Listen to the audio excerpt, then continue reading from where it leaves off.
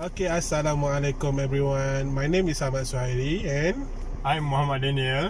okay, so today we are doing a video for our assignment and it's regarding interview session. So, Daniel, yeah. Yeah, what's our topic again today?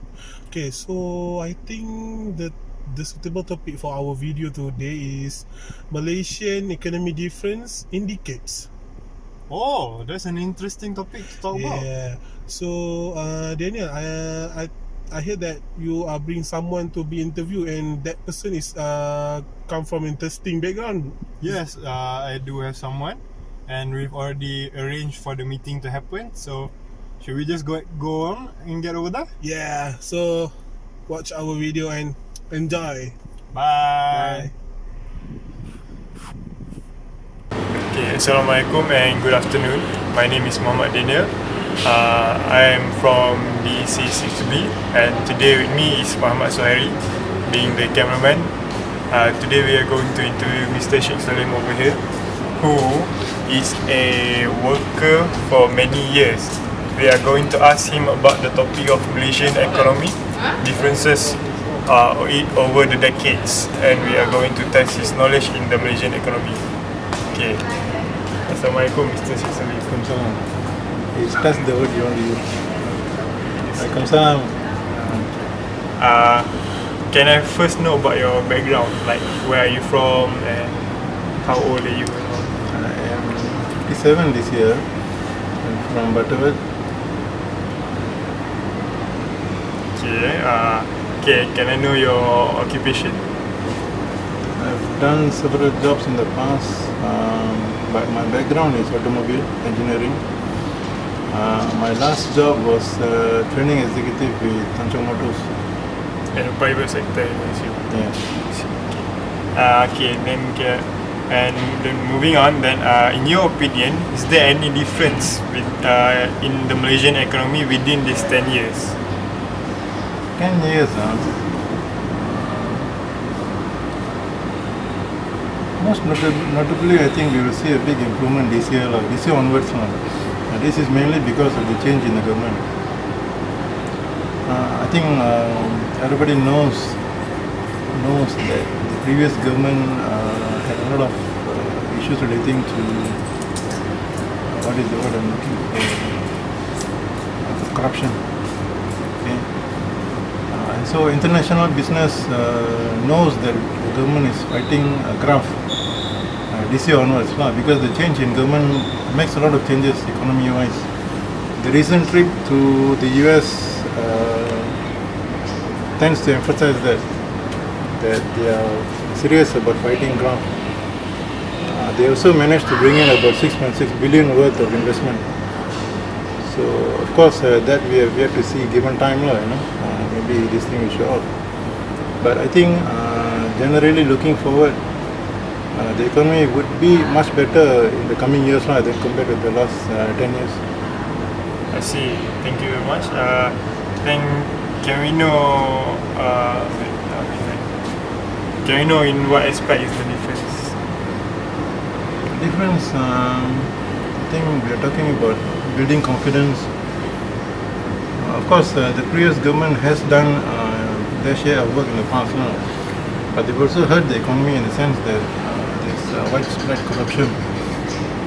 Of course, there are certain limitations as to the handling of the economy as well. But I think that the change in the government would probably do something good for a change.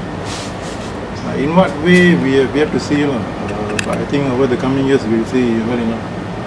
Then can you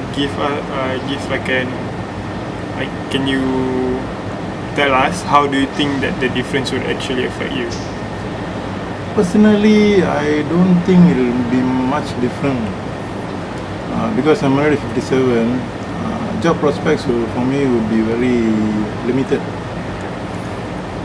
So everybody is struggling. So like I said, not much difference for me. See. Okay, then I guess we can move on to our next topic, in which I want to know your opinion on the current government tax system, which is SST. SST, I think they shouldn't have implemented GST in the first place. I see. Then, so what does that mean? Do you mean that SST is better than GST? No. GST taxes everybody in any purchases, whereas SST is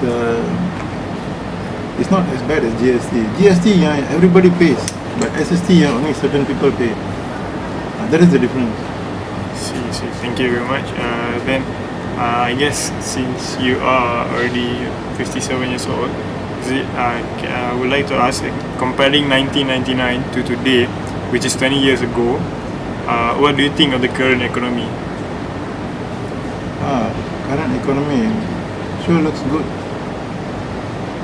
Okay, I guess. So, in the value of RM50, is it the same as you would say for like 10 years, 20 years ago?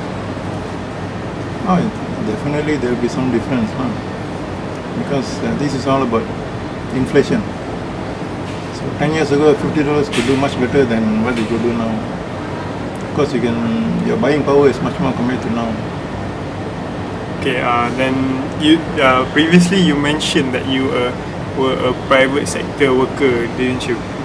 Then is there anything you notice that is different if you were to be a government worker in terms of the economic sector? Economy-wise,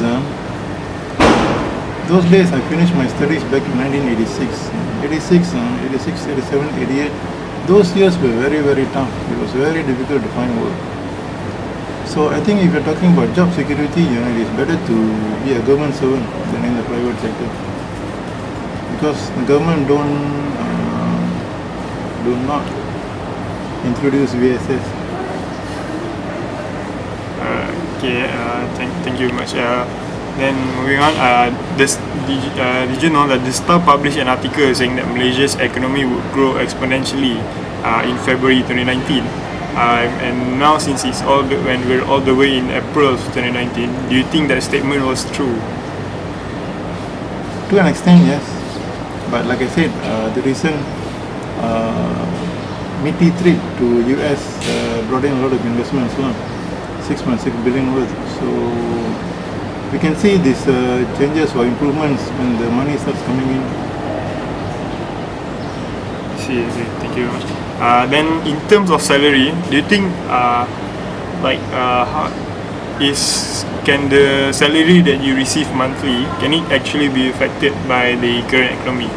Let's say the economy is going down, does that mean your salary will actually go down too? Well, at least your buying power will drop. The same amount of money is not the same as the same amount of money you get 10 years ago. So your buying power is less compared to 10 years ago. See. Then since we talked about GSC and SST previously, then what do you think of the past government strategy of the abolishment of fuel subsidies and their creation of GST? Subsidies will eventually die off. Any government, anywhere, will eventually remove the subsidies. Doesn't matter which subsidy you're talking about. Fuel subsidies, yes, eventually every subsidy will be withdrawn. So I think people will have to start living without subsidies. Eventually it will happen. The thing is when. See, then for the final question, can you tell me what is your hope for the Malaysian economy in the future? Of course, the hope is always for Malaysia to build the economy, but the economy should be for everybody, not just for a select few. If the country progresses economically, the people will progress. If the country doesn't progress, nobody does. See, thank you very much for spending your time, Mr. Shisalim. Yeah, sure.